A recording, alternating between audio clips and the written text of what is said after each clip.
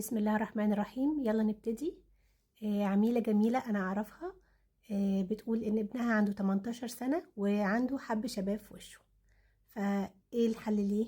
أنا مبسوطة قوي أولا باهتمامك إن أنتي ملاحظة ابنك. هو الحل بسيط قوي بس لازم يكون علمي، وما تستنيش لغاية ما ابنك يفقد ثقته بنفسه بسبب الحبوب اللي في وشه. أنا عايزة أوضح لك إن في السن ده الهرمونات بتلعب دور أساسي. 3 حاجات أساسية هيكونوا موجودين في الروتين بتاع أي بنت أو أي ولد في سن المراهقة وعندهم حب شباب في وشهم: غسول مناسب للبشرة الدهنية مرتين في اليوم الصبح وبالليل، كريم طبي يحتوي على ساليسيليك أسيد، مرطب مناسب للبشرة الدهنية، وطبعا البعد عن الفازلين أو الزيوت أو الحاجات اللي بيحطوها في شعرهم دلوقتي. لازم تفهمي ابنك ان ظهور حب الشباب دوت مش اهمال منه، لا ده عرض طبيعي في الفترة دي.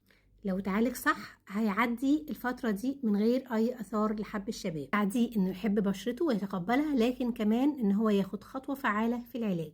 لو بتحبي ابنك يعيش بثقة ابدأي معاه بالروتين البسيط دوت وبانتظام، وتابعيني هنا علشان تعرفي معلومات اكتر، وكمان خليه هو يتابع علشان يسمع بنفسه. واعملي لايك وشير للفيديو علشان توصل المعلومة لكل ام محتارة في الفترة ديت، واللي توصل المعلومة كمان لكل ولد وبنت في فترة المراهقة وبيعانوا من حب الشباب.